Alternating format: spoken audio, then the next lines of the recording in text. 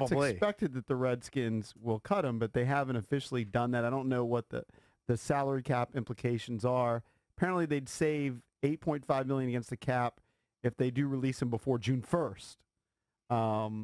He has 2 years remaining on his contract, so I don't know exactly when they pull the trigger, but you would think that they do make that move, right? Which would mean last year you had Jordan Reed, you had Vernon Davis, right. Both of them gone. They're going to have to do something at tight end. We've talked a lot about that. They also released Paul Richardson. Finally. Can you imagine? I knew that was going to happen. Did anybody buy a Paul Richardson Skins jersey? Some people probably did. Like was, was he number 10? I think so, yeah. I think he wore 10.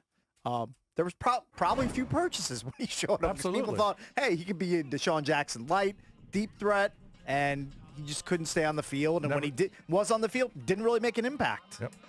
So happy trails to him. He signed a $40 million deal. He got paid. Paul Richardson still had 3 years remaining. How much was that $40 million deal. I'll have to look it up. Well, I do know this, that the team is saving $12.5 million against the cap by releasing him. So good move there. The interesting one is there's some speculation that Ryan Kerrigan could be a cap casualty and be released. I've read that. I don't know that I would have that much of a problem with it. If you're a Redskins fan, do you have a problem with them releasing Ryan Kerrigan? 800-636-1067. If you're going to save a lot of money, and if you're going to draft Chase Young, and you're committed to Montez Sweat, if these are going to be your outside linebackers of the future, I'm not saying it hurts to have Ryan Kerrigan there, but maybe you just move on. You just move on and say we're going with the Young Bucks. I mean, again, they've got a lot of holes to fill. Oh, yeah. If obviously you need edge rushers. You need young, athletic edge rushers.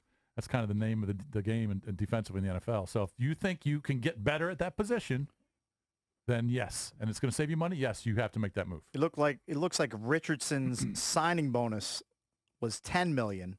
He made 1.5 for 2018. He clocked $5 million for 2019. All right, so he made about 16, 17 million. Yep.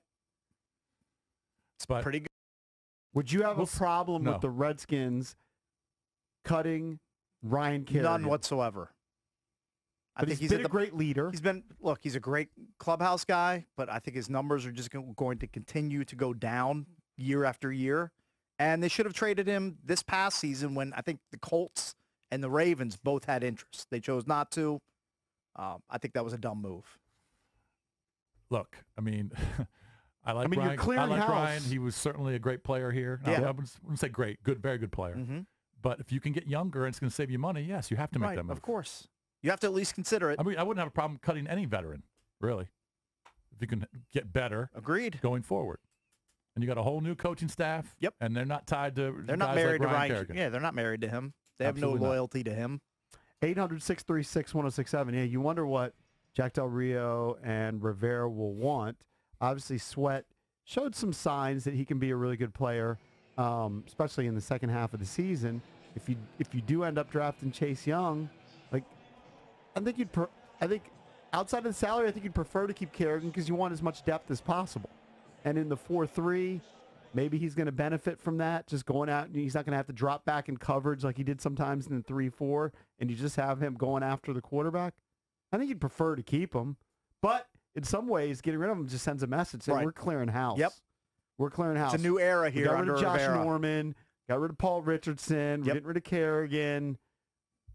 Just going young and new. And the Combine will be here before you know it. Sure. Combine's I think it's next week, right? Is it the 26th? Something like that. Be here before you know it. And then free agency will be here. Mm-hmm. And then the draft. I mean, it's just going by. It's almost March. Yep. It's crazy how quickly this year is going. And when March comes, making our trip to Florida. So you can interview all of those cheating Astros. He thinks about that trip all the time. I think really haven't thought it about a lot. it. I really haven't thought about it. I don't know why you wouldn't. Well, I will the day before we go. Yeah. Where are we staying? We're not staying at the same place, No, we're right? staying, I think, Embassy Suites, isn't it? Embassy Suites. Embassy Suites right next to the poker room / dog track. Is it close right to near what? the airport. Close to the old hotel. It's Hotel. about 5 minutes away. Okay. Yeah.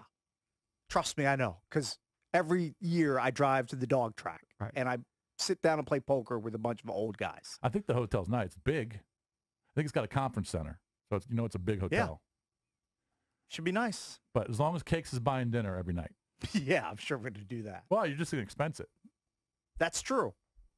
I just don't want to have to deal with giving You're drab the sleeping on the receipts. fact I'm having an intimate dinner with Dave Richard on Monday night. Well, Not eating with you dogs in the woods. I might come. No, this is one-on-one time. Me and Dave Richard. Oh, I can't come. What if I wanted to play poker? If you want to come and play poker, you're more than welcome. Yeah. I know you're not going to, though. I thought about it.